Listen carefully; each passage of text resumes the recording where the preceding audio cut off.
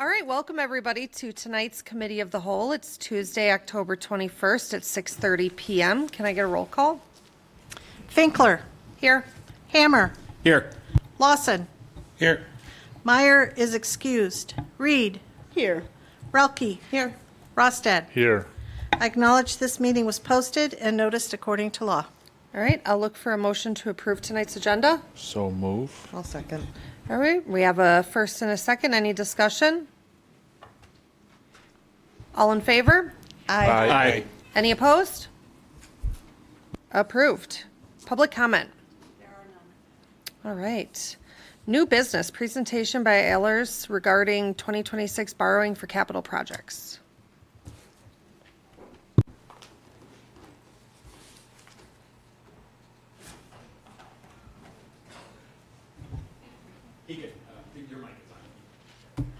Matt, did you want to make any comments? Or I think most of you have met Greg previously, Greg Johnson from Ehlers. Ehlers does our financial advising, planning, mainly in the areas of our debt issuance and long-term capital planning, as well as assistance with our TIF financing as well.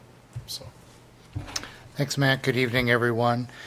We've put together two financing plans, one that focuses on city and stormwater projects, and the second which focuses on utility projects, water and electric and sewer. So this is based off of the updated capital improvement plan that the staff has been putting together to really identify projects over a multi-year period. In both of these financing models, we've focused on a 5-year planning period to kind of look at what the fiscal impact is based on those projects as they presently stand in the CIP. So we're going to start with the city and stormwater projects. So in terms of how the financing plan was put together, we not only look at the amount that you're borrowing, but we also look at what types of capital assets you're financing and take into account the useful life of those assets. So assets with a shorter life or the debt's amortized over a shorter term, larger infrastructure projects that have a longer useful life or amortized over a longer period to take advantage of, matching the financing term to the expected life of the asset. In terms of how the debt payments are structured, this is where we can look at a lot of different options to kind of look at the various financial impacts of your CIP. Largely speaking, we've structured each of the debt issues with level principal and interest payments. So the principal and interest amount that you're paying each year is fairly consistent. But we've also tried to structure the payments so the debt service levy, impact is fairly predictable going forward. So when we get to the tax levy impact analysis, you'll see that we show the debt service levy decreasing in 2032. That's to account for the end of our planning period. One item we'll talk about is general obligation borrowing capacity, which is a restriction under state law. Based on your existing city and stormwater projects, you have sufficient borrowing capacity to fund those projects on a general obligation basis. If you wanted to fund the entire public safety building, which you're discussing on a general obligation basis, and the city and stormwater projects, that's going to present challenges from a borrowing limit perspective. We're going to talk a little bit about alternatives for financing public facilities with revenue debt, so I'll speak to that in a few moments. So the next slide after the overview is just kind of a summary of the city's history of your equalized value growth over the last 5 years. So when we look at the tax impact analysis and the tax rate that we're calculating, it's really taking all of the value within the city, excluding the incremental value that's in your TIF districts. So you'll see on the far left-hand column, how that growth has changed annually over the last 5 years. And then we just break down how much of that is due to economic change, appreciation, depreciation, new construction activity, and then the other is adjustments in personal property. When we forecast the equalized value growth, we kind of take that 5-year trend and we discount it by about 50% to be conservative. So we're trying to, not be overly aggressive in terms of projecting future growth in your tax base. The next chart is really a summary of your existing general obligation debt and your tax levy for debt. Before we look at the impact of financing new projects, we like to look at where your levy stands presently. So working our way across from left to right, on the far left-hand side, that's your total gross principal and interest payments annually based on existing debt outstanding. The city budgets some other expenses within its debt service fund, and then the city budgets several non-levy revenue sources to repay some of your debt. So some revenue from the utilities for geo debt issued for the utilities. Your TID districts have some debt outstanding. The city collects special assessment revenue annually that it uses to pay for some of your principal and interest. And then you have some just modest investment income going forward. So in the column that's about 4 over from the right, net tax levy, that shows where your tax levy is now before we look at the impact of any existing debt. So this just kind of shows where we're starting from before we look at the impact of new projects. The next several pages is just kind of a high-level summary of the detailed project list that's in your CIP, kind of broken down by general project category, and then we identify which debt issue the project amounts are financed in, the repayment source, which in this plan is either the levy or potentially stormwater, but all your stormwater presently is paid by the levy, but we did allocate that in case you have other stormwater utility revenues in the future, and then we showed the term of the projects. So really, when we're looking at the overall financing plan, over several years, these are the dollar amounts that we've built into that model. The next several pages, I'm not going to go through each one of these. This is really just here for background information. But what it is the estimated amortization schedule for each year's financing. And so you'll see, again, we show how much is amortized over 10 years, how much is amortized over 20 years, and then the repayment sources as well. So the next several slides just kind of go through that particular detail. So we'll kind of look at the overall tax impact in a few moments. But one item I want to touch on is specifically some financing options for public facilities, since one of the major capital items in your CIP is your proposed public safety facility. As I mentioned in kind of the summary, based on your geo debt capacity, these CIP projects, including the public safety building, financing all of that, kind of within this 5-year window is going to really have you exceed your general obligation debt limit. And so, there's alternatives to financing public facilities through what's called revenue debt. So the difference between geo debt and revenue debt is there's a statutory limit on the amount of geo debt you can have outstanding that can't exceed 5% of the city's total equalized value. Revenue debt legally pledges some other revenue source to repay the debt, but there's no legal limit on the amount of that debt that's outstanding. So that's why revenue debt can be an option to kind of preserve geo debt capacity.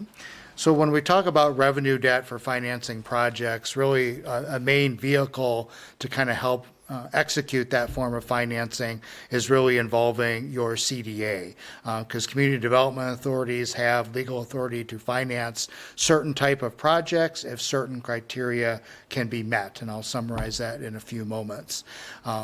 It's one option, and outside of just financing it through the CDA, through the municipal bond market, is there several Wisconsin communities have utilized the USDA Rural Development Loan Program, and that can be issued on a revenue debt basis, amortized for a term up to 40 years, and it can also be issued as revenue debt, but would need to involve your CDA as well. So just want to introduce that conceptually before we go through the details. So in terms of how a CDA can be involved, really a CDA legally can be involved in financing projects if they fall under two umbrellas. One is if they're financing projects related to a public housing authority, and then second, kind of what I'm calling here non-housing projects, is if the area where the project is being financed is designated as a blighted area. So that's really the other legal umbrella that a CDA can finance projects, is kind of under that blight and urban renewal project or authority. And so what that legally requires is that areas where that financing is going to take place, has to be designated as blighted, or if it's a particular property, it can be designated as a spot blight finding. So the dictionary definition of blight and the statutory definition of blight, don't uniformly align. I mean, when most people think of blight, you think of a dilapidated structure. That certainly meets the legal definition, but there's other legal criteria that can be met, to satisfy blight. I mean, in terms of inadequate infrastructure and some other provisions. But that legal finding and designation really has to happen first before really any financing can be executed, because if you don't have that blight finding in place, the CDA legally can't finance a project. So when a debt financing is issued by a CDA, really the bonds are secured by a pledge through a lease agreement. So proceeds and revenues can be pledged to repay the loan. And I'm going to really talk about how that works with a CDA and with a public facility, because really the revenue stream you're really going to use is property tax levy to repay the debt service, but there's kind of legal steps that you need to take, which admittedly are somewhat cumbersome, but it can be done to kind of pledge property tax revenue to repay debt. So I'll talk about that in a moment. So really kind of the advantages of CDA financings. Really the primary advantage is, again, it's revenue debt. It's not considered general obligation debt, doesn't count towards your statutory limit, and the term technically can be greater than 20 years. Just because legally you can go greater than 20 years, you need to find someone that's willing to underwrite and purchase the debt for a term greater than 20 years, so that needs to be a consideration as well. So kind of the next slide, that was kind of the advantages. Then the disadvantages, it's in the general financing market, it's not considered as secure as general obligation debt. So the primary reason most communities utilize general obligation debt as much as they can is because it's viewed as a very secure form of debt. Legally, it's backed by an irrepealable tax levy, and as a result, you typically get lower interest rates. When you're doing CDA financings in kind of the municipal bond market, it's a much narrower market in terms of underwriters that are going to be willing to purchase that debt. The other main restriction, that applies specifically here in Wisconsin is that since it is revenue debt, it is not exempt from levy limits. So when you issue general obligation debt, you can, under levy limits, levy whatever is necessary to repay your debt. It's all exempt from levy limits.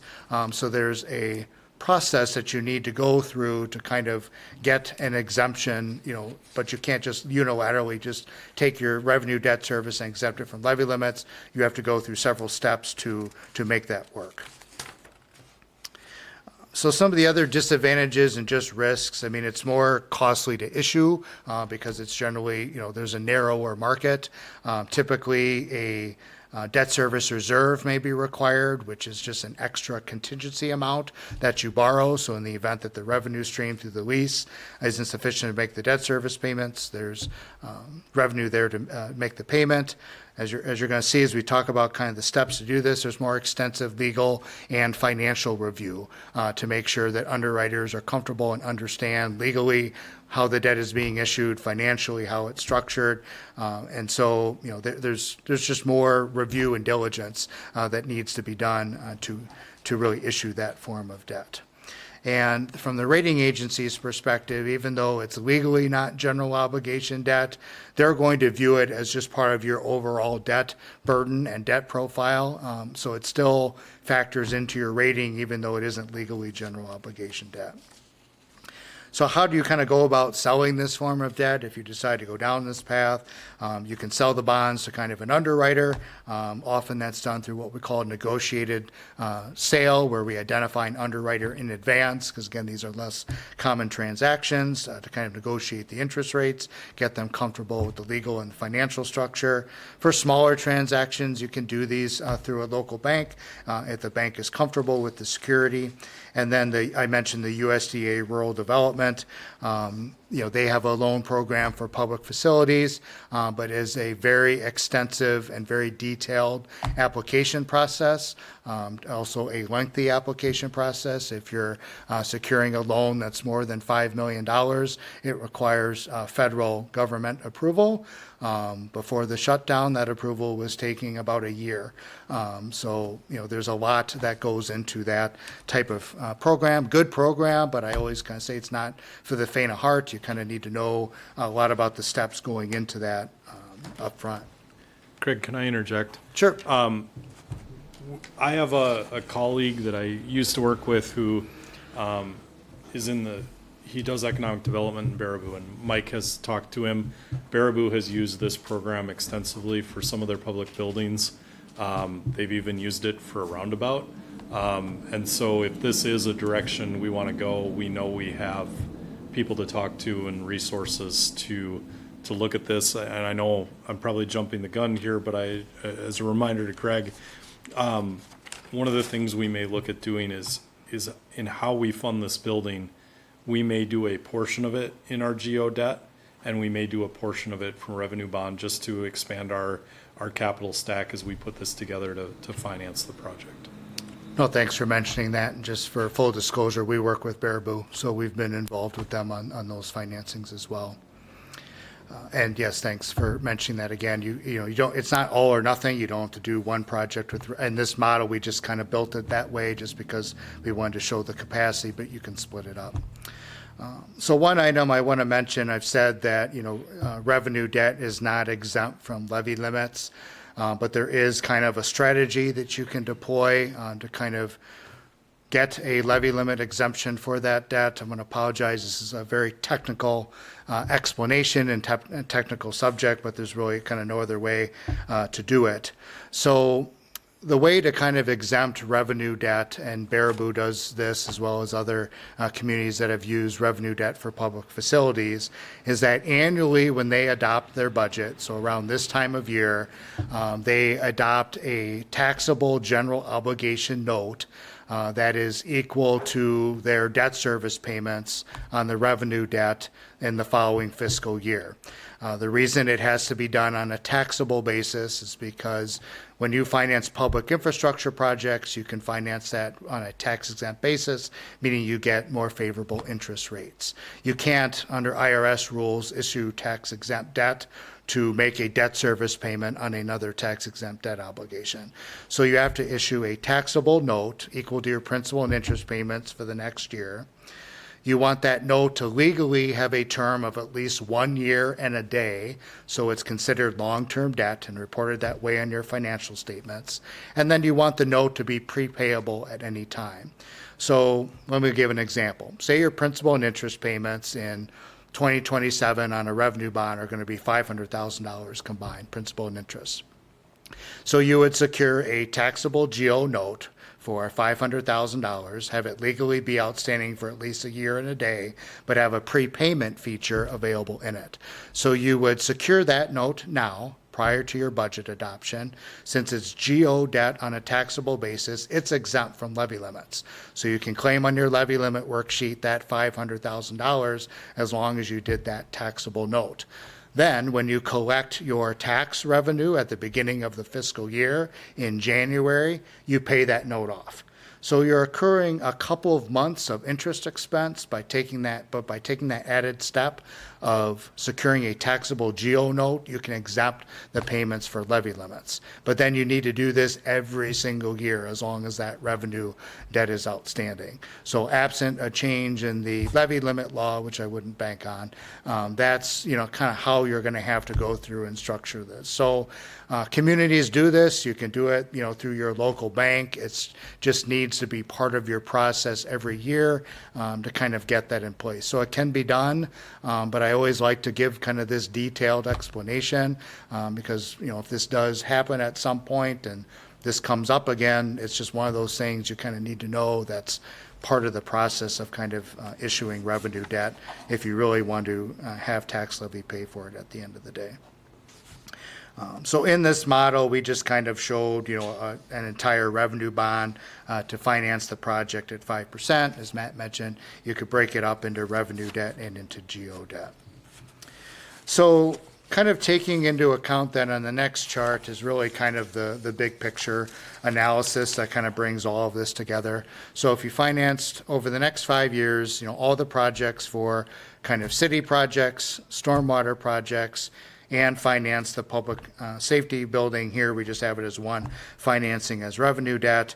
This chart kind of shows how your tax levies kind of increase going forward. So kind of in the far right, kind of in the middle there, under the heading it says debt service levy. That shows your total debt service levy with existing debt and proposed debt, and then it shows how your levy is projected to increase going forward. So you'll see kind of in that first year, it's about $285,000 increase. Then if you financed, a large public safety facility, that's going to, have a more meaningful impact on your levy. And then it starts to kind of taper off in terms of what that impact would be. So, this is kind of an all-in model to really kind of say, if you did everything in this plan going forward, this is what that impact would be. And so on the far right-hand side, in those two columns on the far right, kind of new debt only, that shows how much taxes would increase for every $100,000 of value just for new debt service. And then the portion of that is attributable to the public safety building is in the column to the far right-hand side. So that shows for every $100,000 of value, what you're seeing that tax bill go up. So, this is kind of intended just to kind of put, the full CIP into context, kind of show what that's going to be. Certainly any large project like a building facility, public safety facility is going to have an impact on your CIP. I mean, regardless of whether it was that or a large street project or another building, that's a big project to undertake. So you'll see, in 2027, that's reflected in the levy analysis. So in terms of general obligation debt capacity, that's on the last page. And you'll kind of see, where you kind of stand, with your general obligation debt limit and all the proposed debt in this plan. So kind of on the far right-hand side, that percent of debt limit, you'll kind of see where that limit takes you, in terms of your overall plan. In terms of your regular CIP projects, you're in good shape from a borrowing capacity. You have some capacity to take on a portion of the public safety building, but certainly not all of it, kind of within this 5-year horizon. So that's kind of the overview of kind of the levy and the stormwater portion. Again, the stormwater is factored into that levy increase. To the extent you had a stormwater utility revenues, you could abate some of your stormwater debt with those revenues. But really, all the projects in this model are financed through the property tax levy. So this is, no action really tonight. This is just a kind of information, just to kind of start putting this out there in terms of what this looks like. The CIP document that you put together is great. I think when you have a multi-year plan, we can provide better advice and guidance in terms of how this is going to work. We can structure the debt to kind of achieve, certain levy impacts because we can see what's coming. Not that you're committing to anything over a 5-year period, but it's much easier to kind of look at the impact of financing capital projects when you have a multi-year look at projects versus just taking things on an annual basis. So I'll pause there, see if, Matt, you had any other comments or if there's anything you want me to revisit on the city and stormwater side before we switch our attention to the utilities.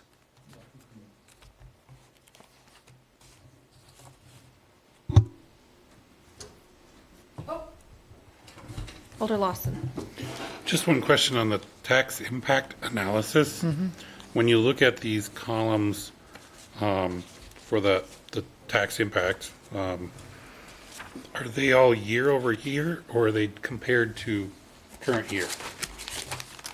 So in terms of, kind of the taxes, all debt, so when you see the total tax rate for debt service, so you have kind of that $1.77 for 2025, or 2026, excuse me, and then going forward, that's all of the debt, existing debt and new debt, so that's kind of the cumulative impact of debt issuance going forward.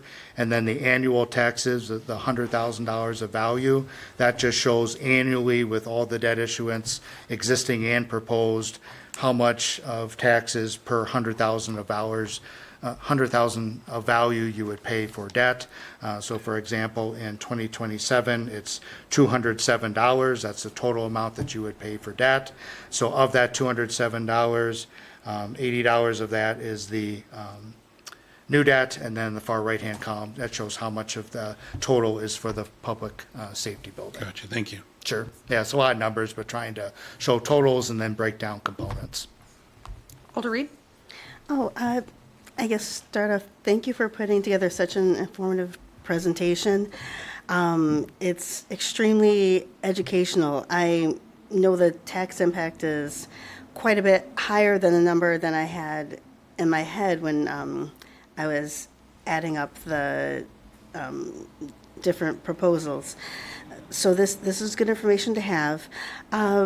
First question is, do we likely have the option to go through the CDA? Looking at the presentation, it seems like it's mostly for blighted areas. Just how would that work? So if you had a particular site that you were looking at to kind of construct the facility on, you would need to legally designate that site as blighted. So that's really the first legal step to kind of go through that, because without that finding, the CDA has no legal basis to finance the project. So in the examples Matt gave, for Baraboo, that was the first legal step that they took. So they've used the USDA Rural Development Program for some fire station projects. They also used it for their current city hall project. So the first step that they legally took before they explored the financing options was declaring those properties as meeting the legal definition of blighted. Thank you. And my other question is on stormwater. So this would be without having a stormwater utility. That's correct. And if we create one, that would change the dynamics quite a bit. So on each of the charts, we kind of show how much of the debt service is allocated to stormwater utility on the amortization schedules. So to the extent, if you created a stormwater utility to cover all of the debt, then that's going to reduce the tax levy that's in this analysis, because we're just showing, that would continue to be levied. So we've allocated the debt, just to kind of cover those bases in case you create a stormwater utility. We know how much debt to allocate back to the stormwater utility, but we're not assuming that in this analysis. Thank you.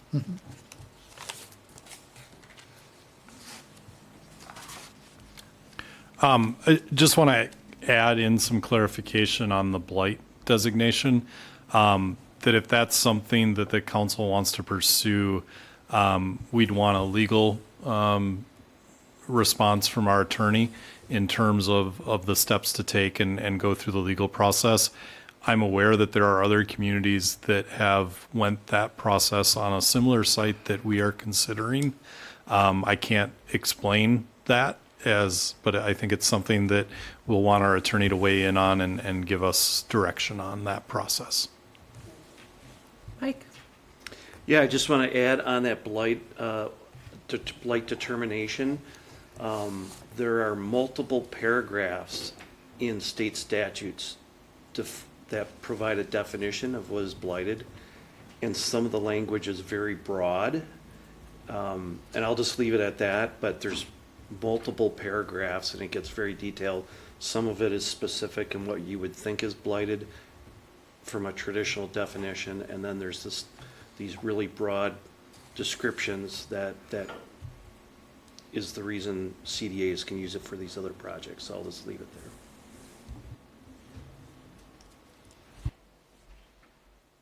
So next, we're going to turn our attention to the water and electric and sewer utilities. So just kind of some basic background information on this financing plan. Same as on the city and stormwater side, kind of looked at the useful life of assets and structured, the debt to match the useful life of those projects being financed. Also looked at kind of level principal and interest payment to kind of start. Can look at different debt structures going forward.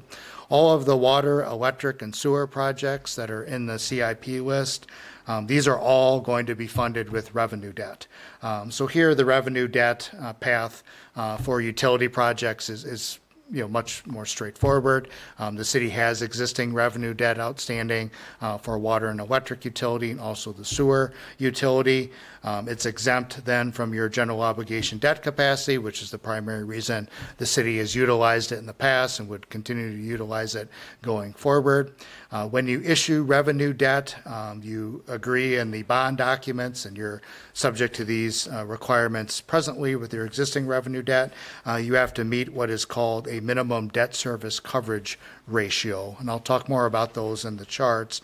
But what that means is when you take each of the utilities, you take the operating revenues less the operating expenses, not including depreciation, and those net revenues available need to be at least 1.25 times higher than the debt service payments. And you need to demonstrate that you're meeting that coverage while the revenue bonds are outstanding. So you have that requirement now to meet that coverage requirement, both for water and electric utility revenue bonds and sewer revenue bonds.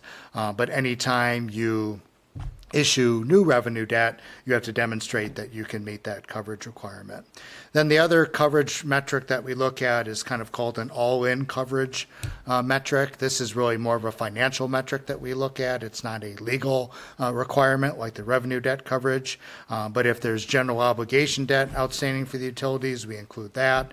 And then for the payment in lieu of taxes for water and electric utility, we factor that out of the net revenues as well. So it's not a legal coverage, but we want that to be at least 1.0 or higher. So just for background, the water and electric utility does have some existing GO debt outstanding that matures in 2027. So currently the water and electric utility are paying their share of that debt. And then the existing revenue debt that's outstanding for the electric utility, that matures in 2026. So at least for the electric utility, they'll have no longer have any existing revenue debt outstanding after that year. And then for the water utility, it has some revenue debt outstanding that matures in 2036. So that was just all for background information, the existing debt outstanding for each respective utility. So for the electric utility, we've kind of summarized at a high level, kind of the project amounts that are identified. We have identified some projects being funded with cash, other projects being funded with revenue debt with either a 10-year amortization or a 20-year amortization. And so we show, kind of those issuances going forward to fund the electric projects. Then on the water side, kind of same level of detail, kind of shows projects that are funded with revenue debt or funded with cash, and the term each project is amortized over. So this is kind of the detail for the next 5 years for water and electric projects. And then we kind of show the water utility funding summary just in terms of what's funded with debt and what's funded with cash over the 5-year period. So just like we did on the GO side, we just for informational purposes included the amortization schedules for each of the debt issues, shows which revenue stream is repaying it, electric or water, and then whether it's amortized over a 10-year term or a 20-year term. And so we build out debt issues just from 2026 all the way through 2030, kind of encompassing that planning period within our model. So the debt schedules are just there for informational purposes. So then we look at kind of the first coverage calculation, which is the water and electric revenue bond coverage. So when the water and electric revenue bonds are sold, the coverage calculation that we legally need to make combines the revenue from both utilities. So while you may be financing water and electric projects, and we want each utilities, to pay or each component of the utility to pay its share of the debt service, water cover water projects, electric cover electric. When we legally sell the debt, the only coverage ratio we have to prove and demonstrate is combining the water and electric revenues combined to cover the debt. So that's beneficial because you have two revenue sources that you can legally pledge to cover the debt, which can help you meet that coverage ratio. But then we still want to make sure each water and electric can cover their respective share. So the revenue debt coverage, kind of on page 13, this takes into account your existing revenue debt and then the revenue debt, for all the issues out through 2030, shows strong coverage kind of in the first couple of years, and then the coverage kind of starts to decline. The message really across the board here for all the utilities is, as we'll say at the end, kind of as the next step, is to do some long-range cash flow forecasting to kind of look at your operations and this debt, just to kind of see when rate adjustments are necessary, but really to kind of fund the full level of capital investment for the utilities. It is going to require some rate adjustments within this 5-year period to cover the debt. If I could just to add in, obviously rate cases are not factored into this analysis, and we have plans or are going out for rate cases in both water and electric in the very near future. So the next charts just kind of break down water and electric separately. So on the far left-hand side of these charts is just the water revenue bond coverage that needs to be at least 1.25. And then we show the all-in coverage, which includes, modest amount of geo debt and then the pilot payments. And so it just kind of shows where that coverage is at.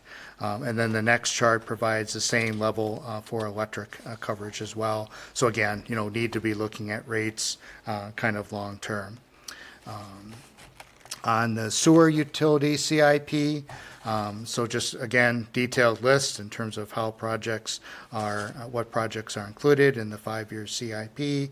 And then in the next chart, we just show what's funded with revenue debt and then what's just funded with some cash going forward long term. So you're looking at about $11 million of projects for the sewer utility. So same financing method here, revenue debt, since it doesn't count towards your GO debt limit. So we show amortization schedules all the way out until 2030.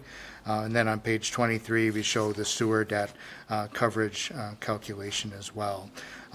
So again, this is just to kind of start kind of that long-range planning. I think really kind of next steps really on both sides, but really for the utilities, continue to kind of look at the CIP long-term. Recommend completing long-range cash flow projections. We do a lot of utility rate studies in Wisconsin. Proud to say Ellers does more utility rate studies than any other firm based on PSC data, and really the hallmark of that is our long-range cash flow analysis, because we look at your operations and look at your debt long-term to kind of really identify where those rates need to be, and that cash flow can kind of serve as kind of a benchmark for kind of looking at those rate adjustments. So again, informational kind of main takeaways here. Really just based on your CIP on the city and stormwater side, likely continue to use revenue debt for utility projects to preserve that geo borrowing capacity. Need to make sure that when the debt is issued, you can meet the coverage requirements, which really just requires, a long-term look at your rate structure to make sure the rates are sufficient to keep up with the capital investment. Alder Lawson. Does stormwater utility have to meet that same debt coverage requirement of 1.25? It doesn't if those projects are financed with general obligation debt. So you may, as a practical matter, when we do stormwater utility analysis and look at stormwater utility rates, we will do a debt coverage ratio calculation as a good financial benchmark, but if the project is financed with geo debt, the coverage ratio legally doesn't exist, but it's still a good practice to make sure it's in place. And if we started to fund it with a fee, does that change things? Or So is if it you still considered general obligation? If you created a stormwater utility, you would have the option to finance those projects with revenue debt, but then it would legally trigger that debt service coverage ratio to be able to legally issue that revenue debt. So right now, if it's just funded through tax levy, that kind of triggers it more towards geo debt. If you have a stormwater utility with some kind of user charge based on DOE or whatever methodology you use, that does potentially open up the option to do revenue debt, as long as you meet the coverage requirements. And do we know the advance that the city gave for the utility this year? Did it impact any of our ratios or numbers, or was it strictly just bookkeeping? That's a good question. These are obviously future projections for ratios, and I think the quick clamp, and Greg can correct me if I'm wrong here, but it looks like our 26, 27, 28 coverage is good. It's as we progress in the longer term beyond the next 3 years where that debt ratio falls under. So I'm not sure that that advance to the utility impacted our debt ratio coverage in any way. That was more of a cash flow consideration for the utility.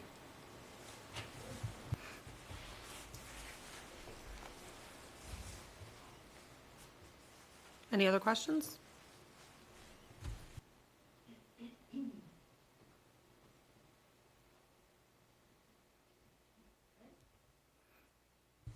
think we're good then.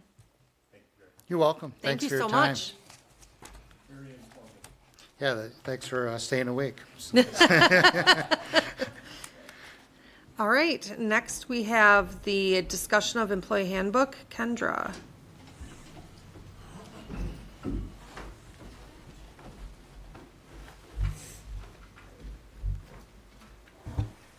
Hello, everyone, including Molly, who says she's seen too much of me today. So in the packets here, we have the new handbook with just a few adjustments, which I put on the supplementary document that shows the adjustments that I made. I deem the changes that were made were necessary based on feedback from staff and department heads. I think they were very good requests. It wasn't anything outrageous, so it was just a little bit of wording issues that we updated. And then some suggestions that I did have had budgetary implications, so at this time, unfortunately, unable to move forward with those. And that doesn't mean we can't have a future discussion on the items that were brought forth, but is my recommendation that as the handbook is in front of you right now, we should move forward with approval of it.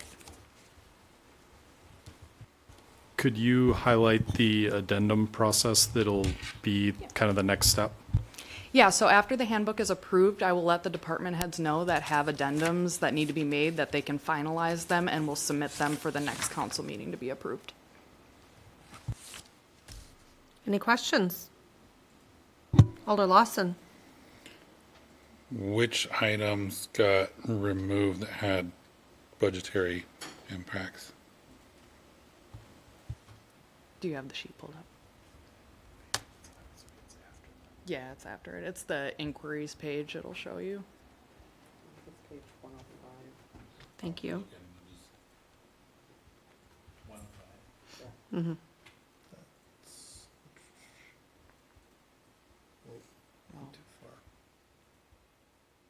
There we go. Is that page 105? Yep. Yep. Yeah, page 105 is going to show the changes that were made and then the suggestions as well. So it starts with the suggestions. So I think there's 6 on there, and then the items changed and the wording that was changed.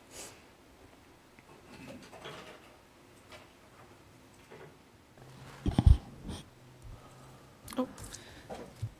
Alder Reed? Oh, thank you.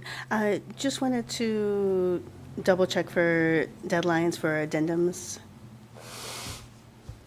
Yeah, so I told department heads October 30th I would like Okay. them by, so I can submit them for packets for the agenda. Thank you very much. Yep. All the rest of? So, number 1 on 105, the utilities, they want to go up to 1,200, but it's already in their budget, right? The way it's worded. Yep, so they want to update their addendum because it was smaller before, so they already looked at their budget for next year, and they want to up that in their addendum for their budgetary needs for the stipend that employees get. Because it was lower before. Correct. And same thing for number 2. So DPW, they didn't ask for an increase this year in the budget process, but they want to look at that to be increased in the future. Oh, so they want to give us a heads up that Yeah. it's got to get changed in the handbook. Yeah.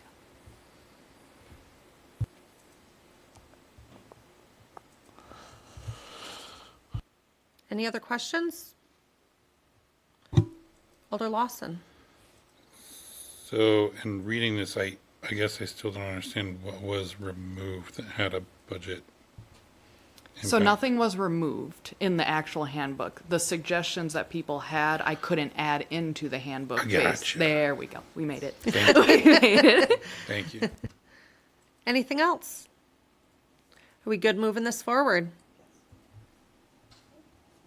All right. Thanks, Kendra.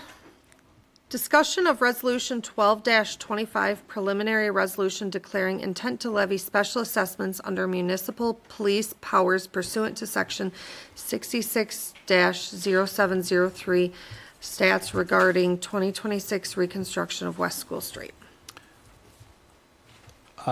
Jason's on vacation this week, and so I told him I would be able to handle this.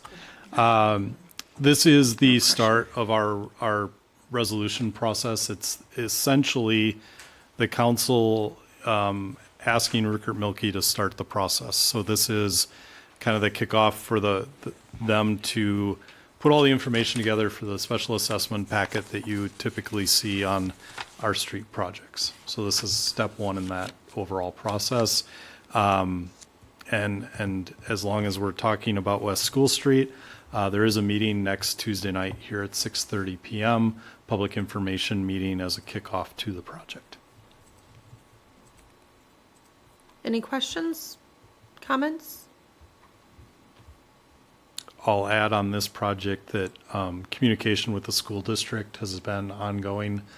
We had one in-person meeting. There's a Teams meeting tomorrow morning to just keep the school district in the loop, knowing that there are some opportunities for improvement with drop-off and pickup at the middle school specifically. So school districts invited to participate in that process, and it's been collaborative to this point. All right, everybody good moving this forward? All right, next item, discussion of the 2026 Dodge County Humane Society stray animal contract. Is this you, Susan? I lost it. Okay. This is basically the exact same contract we passed last year. The fee has stayed the same at $1,800, and we chose last year to, I'm trying to get to the page, to choose to pay the lump sum of $1,800, which covers up to 5 domestic stray animals, dogs, no cats, or chickens. But normally we average about 3 call-ins for dogs, and I verified that with Chief Weiner. And so that's our best financial bet, to stick with that amount, is my opinion. And then the other thing that we always check on this is that the Humane Society needs to have approval for each animal before accepting them. So that's just a good practice. Otherwise, we would end up with a lot more than 3. So if anybody has any other questions about the contract. Any questions? Alder Lawson? No? Taking it back? Oh, getting ready. All right, is everybody good moving this forward? Yes. All right, I will look for a motion to adjourn. Move to adjourn. I'll second. We have a first by Alder Lawson, a second by Alder Rolke. Any discussion? All those in favor? Aye. Any opposed? We are adjourned.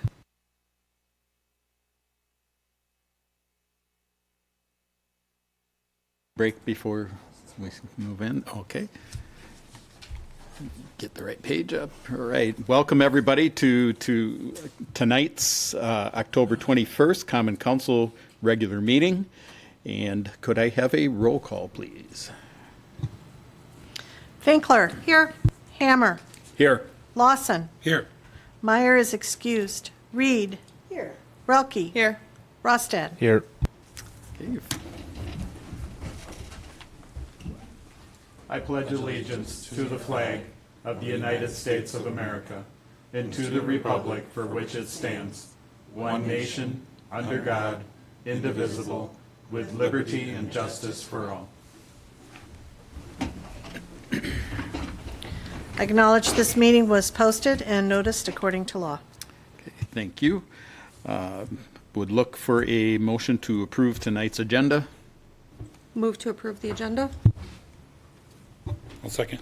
Okay, motion by Alder Finkler, second by Alder Lawson. Any discussion? Hearing none. All in favor? Aye. Opposed? Agenda approved. Public comment? There is none. No public comment. Thanks. Department reports for file. We have police and fire for September of 2025, library for September of 2025, and police, or so it'd be the fire reports, not the committees, and then police of September of 2025. Next would be the consent agenda, which is committee of the whole and common council meeting minutes of October 7th and October 14th, and then also the street closing application for the Columbus Fire Department for trunk or treat on October 31st of 2025.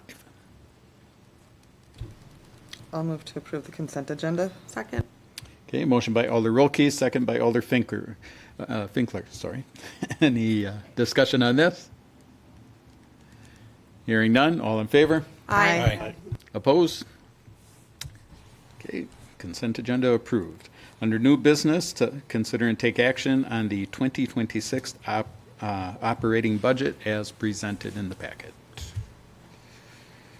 Just as an overview on this, no presentation tonight. This is the budget that the budget ad was posted for with the changes discussed at the last meeting.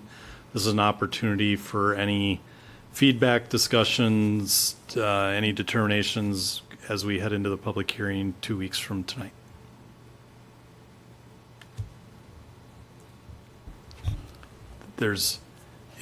And I'll preface it by if there is no discussion or anything, there's no action here required.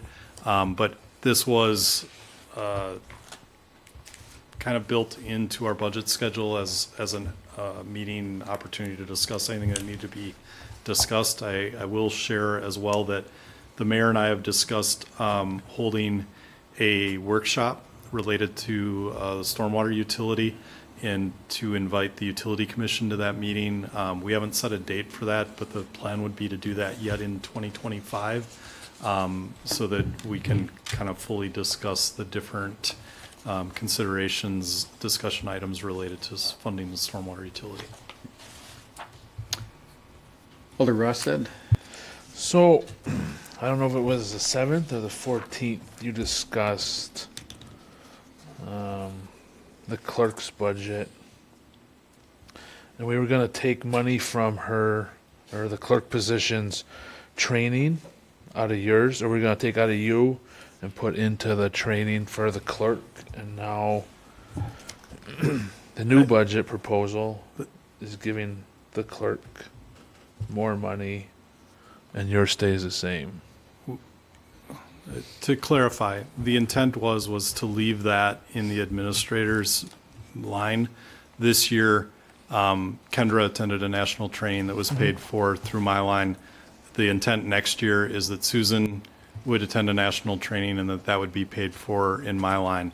She also, the reason her line increased a little bit is there's some additional training expenses outside of that national conference that we want to account for in her training line, if that makes sense. Perfect. And then, I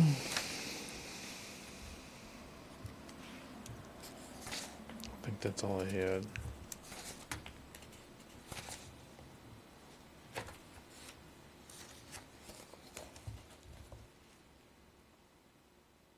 Yeah. Community center part-time staff, it went down to 9,800. Do we know if that's the three a day, or 3 days a week, or the 2 days a week employee? That's the 2 days a week employee. Okay. Thank you. Okay, any other comments regarding? Public hearing is what day again? November 4th. Okay. So, in our schedule for officially adopting is? Would be on November 4th, or the council could determine to push that 2 weeks if there's feedback shared at the public hearing that the council wants to consider, or have staff do any work Correct. in revising the budget for potential adoption 2 weeks later. Right. Well, no further discussion, and we will wait until the October 4th public hearing to, Hopefully the November. or November 4th, yeah. All right. Then we will move on to item number 5, which is to consider and take action on the employee handbook. I'll move to approve the employee handbook. Second. Okay, motion by Alder Rolke, second by Alder Finkler to approve the handbook. Further discussion on this item?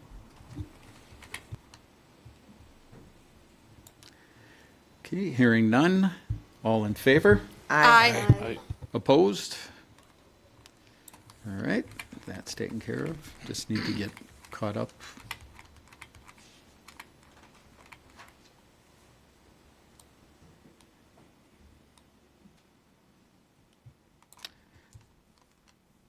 Okay, then next on the agenda is to consider and take action on regarding the tower housing project request for qualifications. As you requested, you wanted to see a graphic version of Concept 3. That's in the first graphic, and it's up on the screen on page 130, I believe. Here we have the, at the north end, the 2-story apartment building, 55 and older, and the 8 units twin homes. So that's kind of consistent to what we've seen before. I think in the previous versions we had the apartment at the bottom end. The reason for kind of conceptually moving it to the north, there is some elevation change, and that helps with underground parking in the apartment. I think there is room for flexibility to kind of flip-flop these things if a developer would like to do that.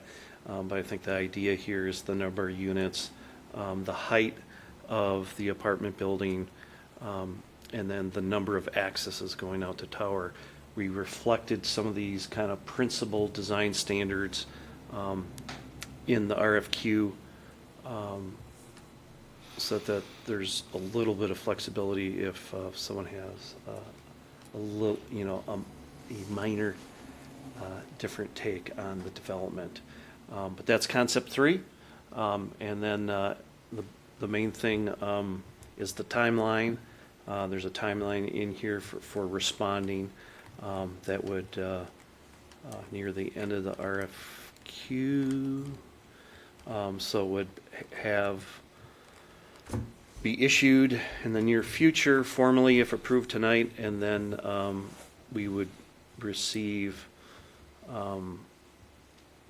RFQ early December 4th, and our development review team would provide would review these and provide a recommendation and bring in the top 3 scoring proposals and recommend those to the city council. So the development review team is made up of the city administrator, myself, the city attorney, city engineer, utilities director, and public works director.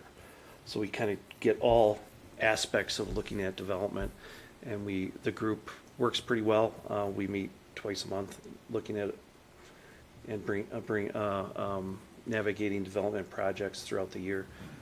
So that would be the staff team taking a look at these. Any questions? Alder Lawson. So where and how does this get released? I know we posted it on our site, but do we actually send it to developers, or is there another site? We have several developers that have expressed an interest. I think as many as 5. And then also League of Municipalities and the Wisconsin Planning Association webpage. We've gotten good responses from posting on those sites. And then if I can find some others out there, I'll try to find some other coverage. But the League of Municipality one is a pretty good one, as well as the Planning Association. But I think we will directly mail these to the people that have expressed interest.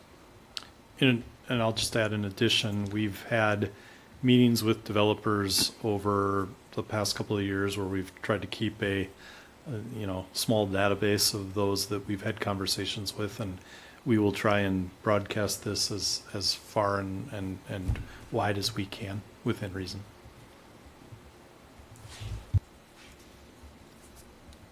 Any other questions? Okay, do we have a motion? Motion to approve the Tower Drive housing project RFQ. I'll second. Okay, motion by Alder Rossted, second by Alder Roelke. Again, any further discussion? Hearing none, all in favor? Aye. Opposed? Okay, thanks very much. Thank you, Mike. Next would be to consider and take action regarding Resolution 12-25, preliminary resolution declaring intent to levy special assessments under municipal police powers pursuant to Section 66.0703 of the state statute regarding 2026 reconstruction of West School Street in Columbus. You don't need to repeat everything for the motion. Motion to approve resolution 1225. I'll second. Okay, motion by Alder Rossted, second by Alder Lawson. Any further discussion on this item? Hearing none, all in favor? Aye. Opposed? And then next would be to consider and take action on the 2026 Dodge County Humane Society stray animal contract, as discussed. I'll move to approve the 2026 Dodge County Humane Society stray animal contract as discussed. Second.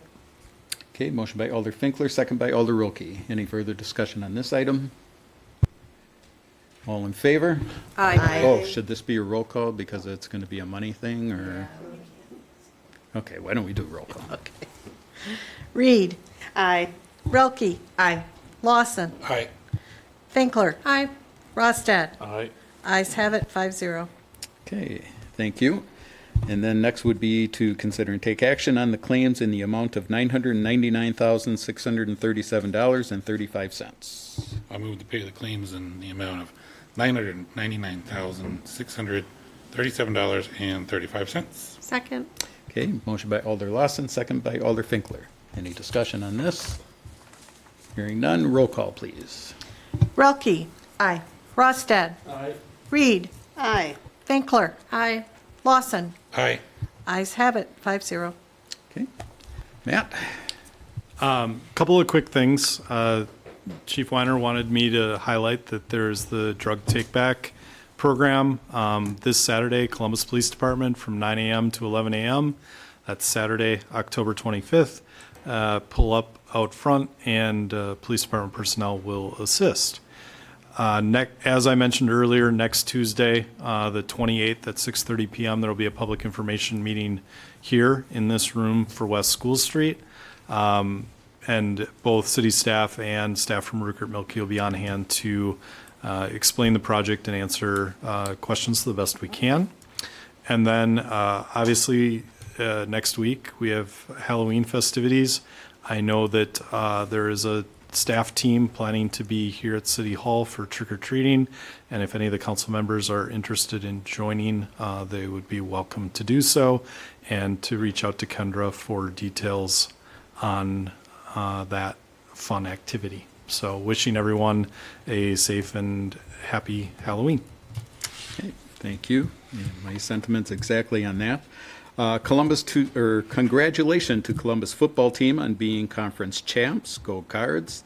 And then also congratulations to Columbus Marching Band for taking second place at the WSMA State Marching Band Competition. It was a fantastic performance. So congrats to all within our school district. So, and with that, I'd look for a motion to adjourn. Move to adjourn. Second.